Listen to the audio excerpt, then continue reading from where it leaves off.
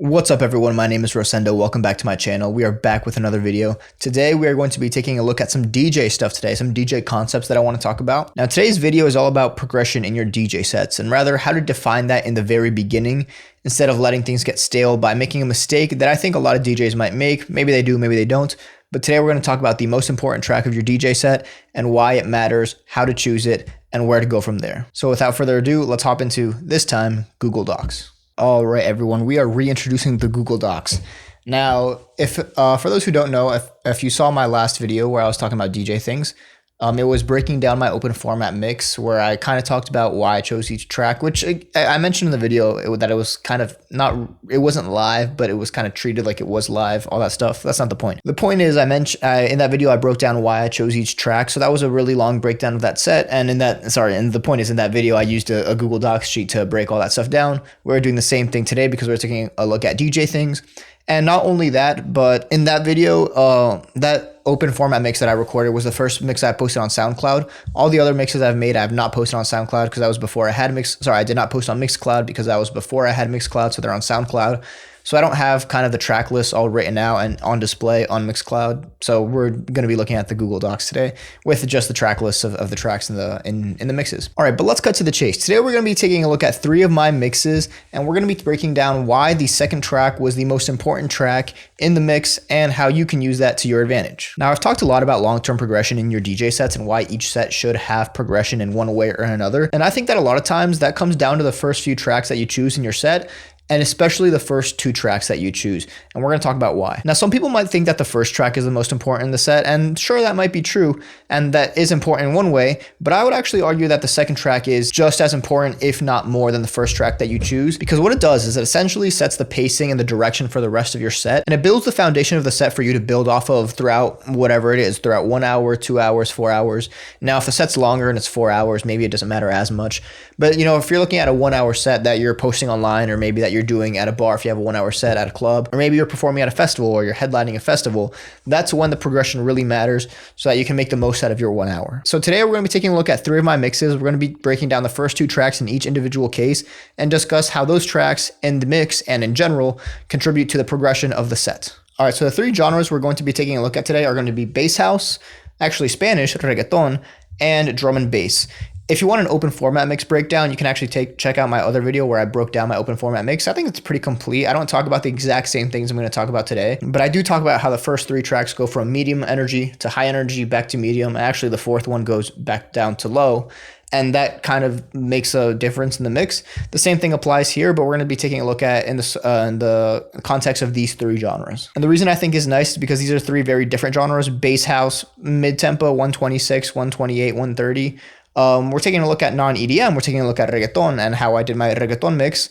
And we're going to be taking a look at something very fast-paced, drum and bass, 172, 174 BPM. So different genres to describe how the second track impacted each one. All right, so starting off with my bass house mix. Now, real quick, I'll have some music playing in the background, but for copyright reasons, I won't be playing these exact tracks. I actually think it's possible that down the line, maybe I'll remake this video because this is a concept that I actually think is really, really important.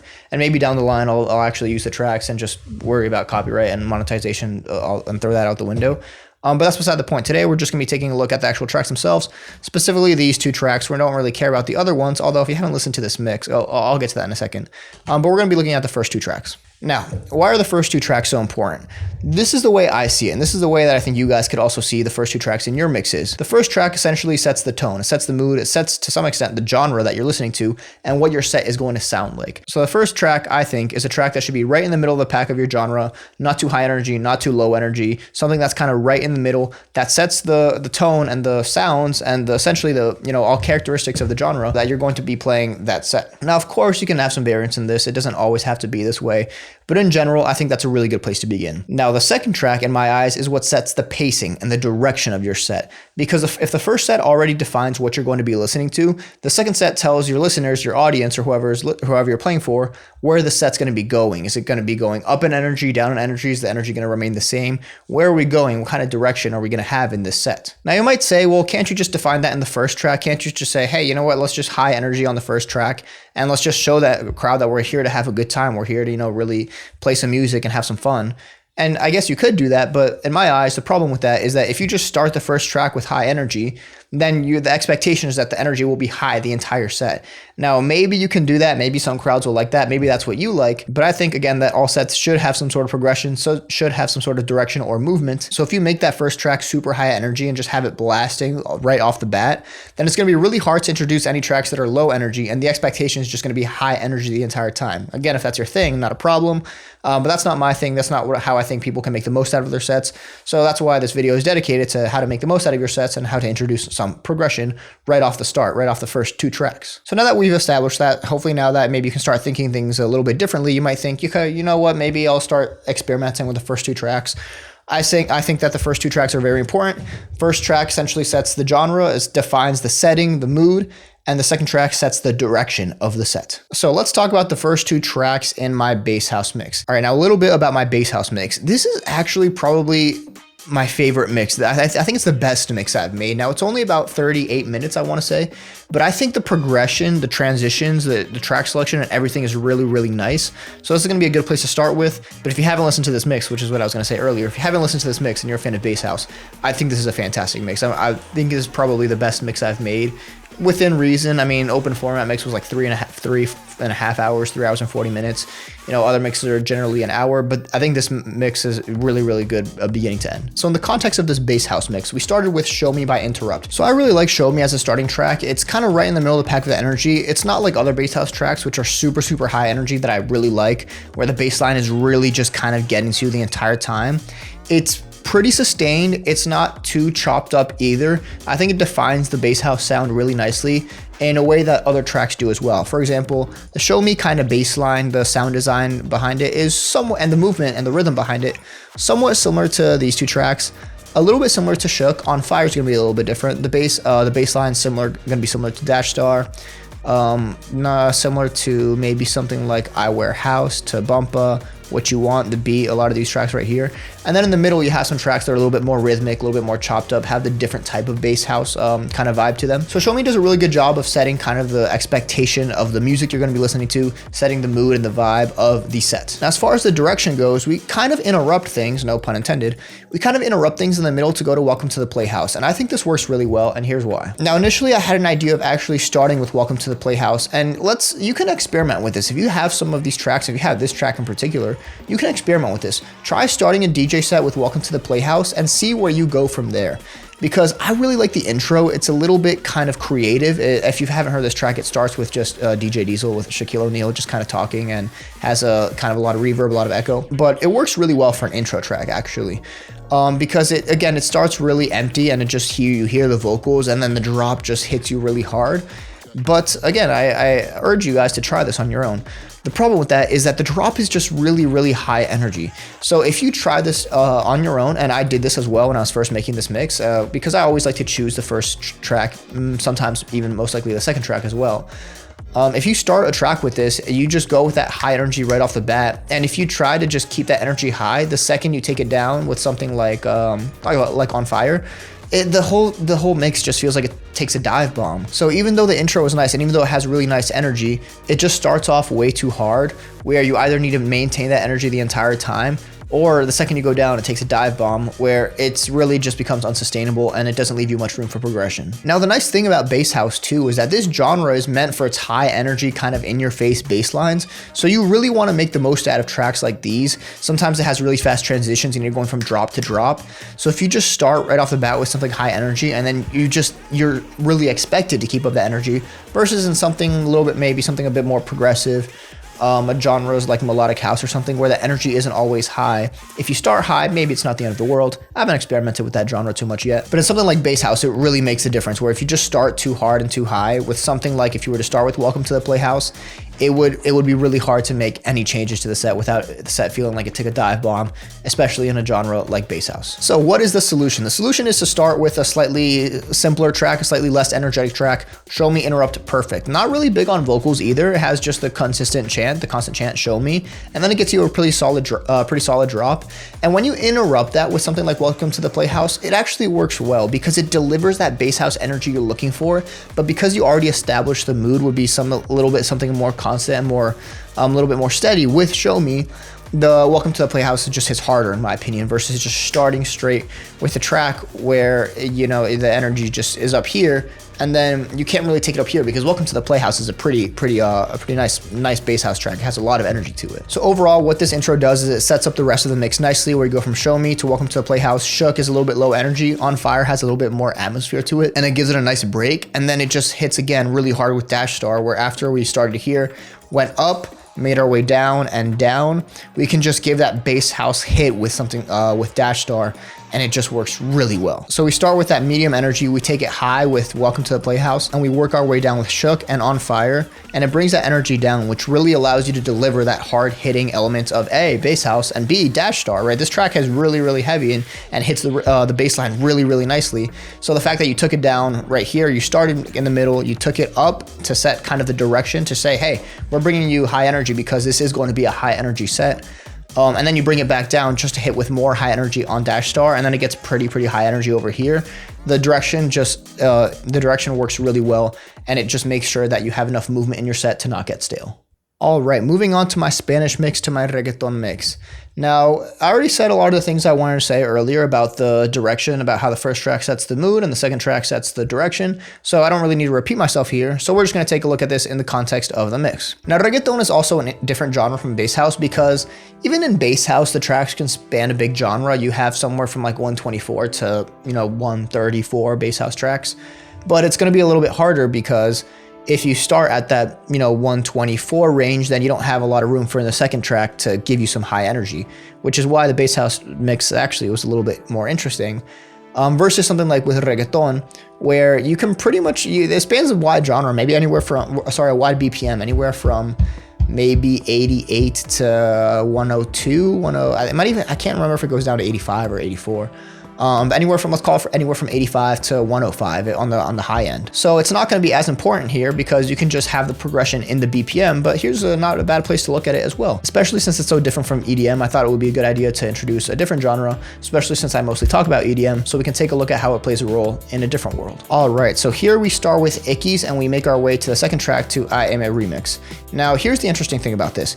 Ickies is a really unique track because it's one of those tracks where, I don't want to use the word drop, it's one of those tracks where the chorus actually doesn't really have any vocals. It just hits you with that melody. So it does a really good job of setting the movement and setting the expectation for what you're going to be listening to, which A, is Spanish music, but B, is going to be a little bit more calm, so you have somewhere to go. Ickies also has a really nice intro, which we're actually going to take a look at when, actually the same thing applied in my bass house mix, where Show Me kind of just starts off slow and then it gets the drop rather quickly to set the expectation of the mood a little bit quicker. So when you go to reggaeton, Eki starts in a similar way, where it just kind of cuts to the chase. It goes straight there. We're not looking for this track to give you direction. We're just looking for it to set the genre, set the tone of the mix. Now, with it being more of a slow track, you can go into something like AM Remix with Bad Bunny, probably the most influential artist right now. Things are changing with kind of newer artists coming into the scene. But you know, for a long time and probably right now, he's still very much at the top. So if you just start with Bad Bunny, anyone who plays reggaeton knows this, any DJ who plays reggaeton knows this. If you just start with Bad Bunny, that's all you're going to be playing the entire night. Now, especially in a genre where people like to sing along, where the focus is oftentimes on the lyrics, starting with something a little bit more relaxed, where the lyrics aren't that significant, we'll say, with Ickies, and then going to something like MA Remix, which is really it's sing-alongable. You can really sing along to it, has a recognizable artist, and it just has good energy. This one's not as high, but the expectation of reggaeton isn't really to hit you in the face like something like bass house or maybe even drum and bass.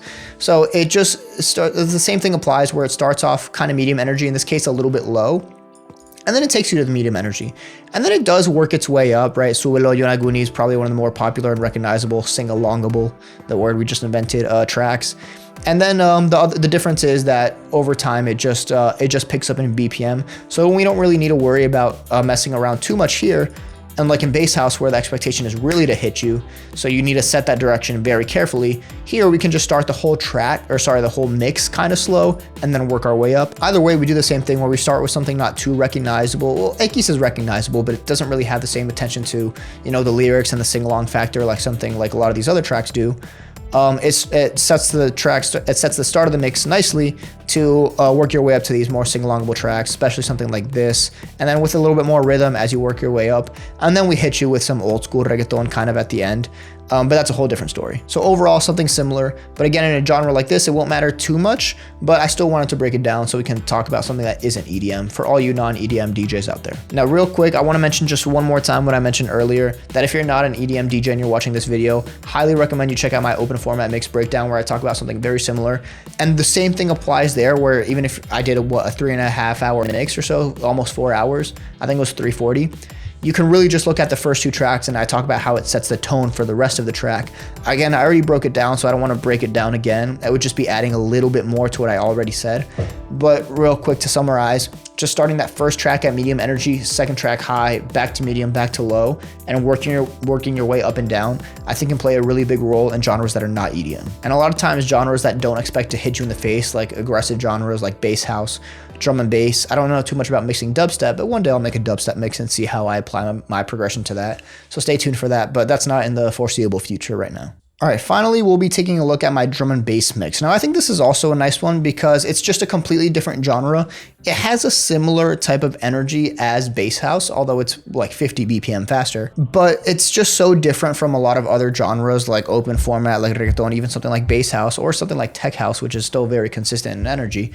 Drum and bass is just so fast that it's worth taking a look at this and how we would apply that in something very different. Now here we start with Anarchy Shock 1 Remix and we move on to Bruises. Now again, it's hard because drum and bass is also a very aggressive, high energy genre. So how do you add progression and how do you determine the first 2 tracks in a high energy genre? So let's talk about that. Remember, first track, mood, expectation of what you're going to hear. Second track, direction. So Anarchy Shock 1 Remix, not exactly a low energy track, actually somewhat medium energy, but again, medium energy is okay. And the intro is a little bit different than the first two mixes. It's not that different because it just starts a little bit slow and gets to the drop pretty quickly. And it starts with, kind of the vocals and attention to things that aren't the bass line and the energy and the things that we're trying to deliver in the rest of the mix. And then it cuts to a drop that I think is medium energy. And here's the other thing about that drop. The thing you need to remember is ultimately you're the creator of your mix. So you're choosing what type of tracks you're going to be using in the rest of the set. Maybe you don't know exactly which tracks, but you know which tracks you like. You know which tracks are your favorite. You know which ones make up your library and the things they have in common. So I'm a really big fan of, as you heard in kind of something like the bass house mix, let's take a look at that again, of tracks like Welcome to the Playhouse, Dash Star, again, where the bass line is very, very sustained and it just has, the sidechain to it and it moves forward rhythmically very well instead of something that's a little bit more bouncy, like On Fire is a little bit more bouncy, something like which one of these is a little bit more bouncy. Fly With Us, I think, is bouncy, and I think Take a Step Back is also a little bit more bouncy. So since I like a little bit more sustained and rhythmic in that sense, I already knew that I should probably set the expectation maybe a little bit more in that area with the first track, so that way the rest of the track makes sense. Sorry, the rest of the set makes sense. And I think that plays really well here because with Anarchy Shock 1 Remix, where the drop and the bass line is still, again, a little bit more broken up. If you hear the track, it kind of goes da-na-na-na instead of really rhythmic that I really like. So if you start with something like this, it opens the door to get the energy up by going into Bruises by Fox Stevenson. And again, we're doing something similar that we did in the bass house mix, where we don't go straight from Anarchy to the Bruises drop and we don't mix those. We actually let that come down in the middle. So we get the intro and the beginning of Bruises again, which is something that I did in the bass house mix. So after you set the mood and the environment of drum and bass, and in this case, a medium energy track, you just kind of reset it and you bring it back up with Bruises to set the direction, which is, hey, we're going to have some high energy in this set. But again, if you just started high energy, then that's all you expect the entire time.